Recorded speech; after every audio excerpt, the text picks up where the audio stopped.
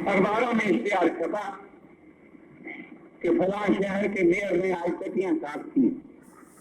Mayor साहब हाथ में झाड़ू पकड़े हुए हैं और फोटोग्राफर का क्लिक करके फोटो खींच लेते हैं। अखबारों में छप गई है, मेयर साहब कल टटियां साफ करने गए थे शहर में। ये तो अखबार में छपी हुई एक सच्चाई है, लेकिन इसके नीचे क्या छुपा हुआ होता है वो भी आपने और से देखा।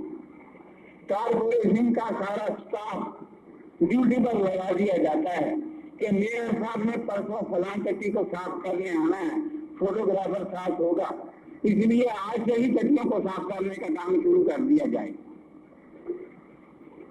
और सुबह वक्त होगा 7 बजे मेयर का आने का, 6:30 बजे तक म्यूनिसिपल कारपोरेशन के कर्मचारी उस टट्टी को साफ करते रहेंगे, बार बार साफ करते रहेंगे। वो एक साफ सुथरा सा झाड़ू बाजार से खरीद कर मेयर साहब हाथ में पकड़कर फर्श पर लगा देंगे, फोटो खींच ली जाएगी, अखबारों में छप जाएगा। ये है लोक कल्याण का काम जो अखबारों में छपता है।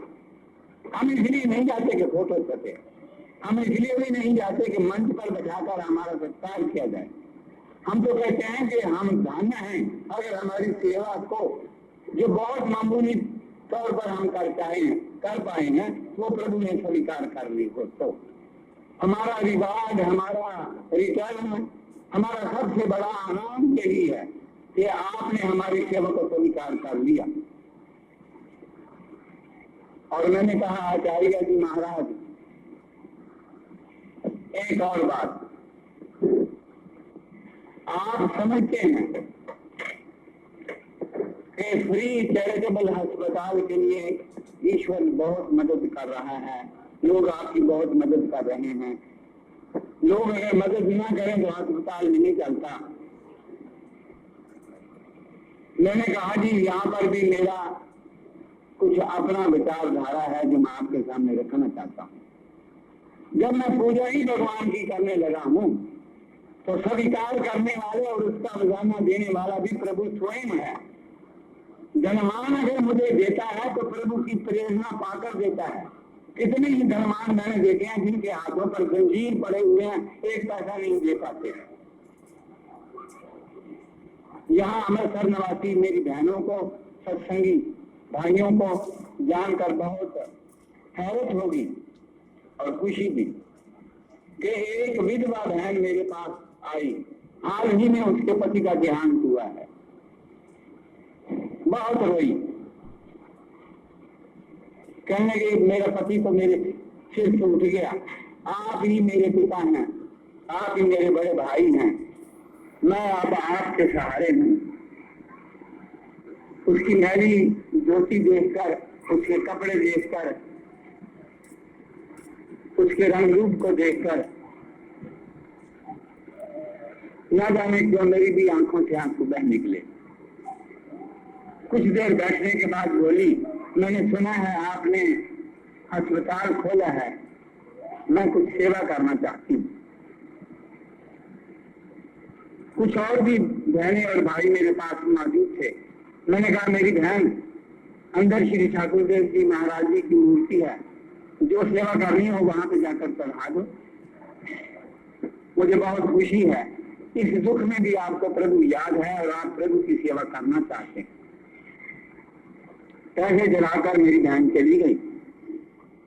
सुबह जो घर में काम करने वाली मेरी बेटियां आती है, उसने कहा पापा जी मूर्ति के पास पैसे पड़े हुए हैं, आप उठा लो। मुझे रात का ख्याल ही नहीं कि पैसे चढ़ाने के लिए कोई आया था, उठा कर देखूं। मूर्ति के आगे से रुपए उठाकर जब मैंने गिने तो मेरी आंखों से छमाछम आंसू बहने लग गए। ख्याल ये था कि 100 होगा, 51 होंगे, 55 होंगे, 200 होगा, पूरा 1100 रुपया रखा हुआ। 1100। अभी पति का देहांत हुआ है। पैसा देने में, दान देने में कितनी उदारता है। ये प्रभु की लीला नहीं तो और क्या है। मैं अब बहन का धन्यवाद करूं या जिसने मेरी बहन को प्रेरणा दी है उसको धन्यवाद करूं।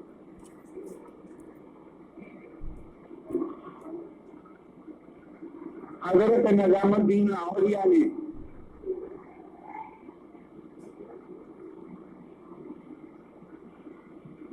सुल्तान वक्त के पास, सुल्तान दिल्ली के पास चिट्ठी लिखी। इस आदमी को शिकायत है, वो दूर कर दी जाए। चिट्ठी का मजमून सुनना।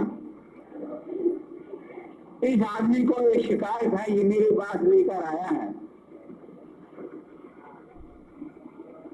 अगर आप इसकी फरियाद सुनकर इसका काम कर देंगे, मैं खुदावंद करीम का शुक्रिया अदा करूंगा, सजदा करूंगा। और अगर वो काम आप ना कर सके तो मैं समझूंगा खुदा ऐसा नहीं चाहता था। बादशाह वक्त का भी एहसान फकीर ने देने से इनकार कर दिया।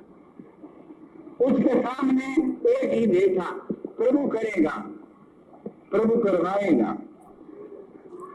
मैं कभी भी जो मुझे पैसा देते हैं उनका धन्यवाद तो जाहिर तौर पर करता ही हूँ, लेकिन कई गुना ज्यादा, करोड़ हाथ गुना ज्यादा अपने गुरुदेव का करता हूँ।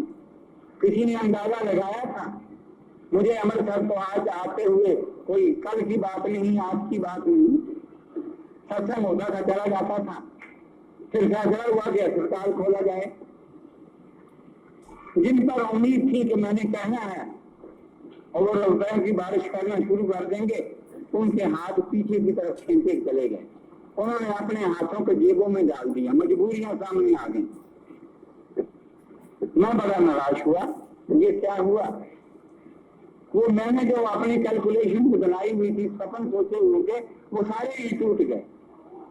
उनमें एक आदमी भी जिन पर मुझे भरोसा था कि मैंने कहना है तो 2000 की एक मेंबरशिप फीस है, ये सबसे पहले यही देंगे, लेकिन वो सज्जन ना आगे आए। चाल मचाओल, नखरेबाजी शुरू हो गई, उधर मुहावरे शुरू हो गए, गिले शिकवे शुरू हो गए, मतलब पैसा नहीं दिया किसी ने। मैंने प्रभु के चरणों में प्रार्थना की। मैंने कहा अगर आपने अस्पताल खुलवाना है तो कोई ना कोई आगे आएगा, ये मैं विश्वास रखता हूँ। इसलिए मुझे अगर किसी ने नहीं दिया तो आपने मेरे मुंह पर तमाचा लगाया है कि इंसानों पर भरोसा ना रख, मुझ पर रख। तू नीच है, कमीना है, इंसानों पर भरोसा करा सकता है और मेरे पर तुझे एतमाद नहीं, मुझ पर तेरा भरोसा नहीं। तो मैंने कहा अच्छा प्रभु, आज से मैं जिन पर भी मेरा कुछ थोड़ा बहुत प्यार का भी अधिकार है, अब मैं गिला नहीं करूंगा कि मुझे देते हैं या नहीं देते। तुम्हारी इच्छा है, भेज देंगे तो बना दूंगा, नहीं तो दोगे तो नहीं बनाऊंगा। बात ये कहकर बस किताबें खत्म कर दिए। अचंभे की बात नहीं, 3.5 लाख रुपया अस्पताल में अब तक लगाया जा चुका है और अब आते वक्त मैंने फैसला किया है कि वहां पर दांतों का अस्पताल भी शुरू कर दिया जाए। 25,000 और सेल कर आ रहा हूँ और यहाँ अमृतसर निवासियों से तो मैं मांगूंगा नहीं, कोई दे देगा अपनी इच्छा से तो दे दे, लेकिन मुझे पता है अगर ये उसकी सेवा है तो वो करवा लेगा। और अगर धर्मपाल अपना नाम और यश चाहता है तो कमीने कुत्ते को एक पैसा भी नहीं मिलेगा, ये मुझे मेरा दिल कहता है।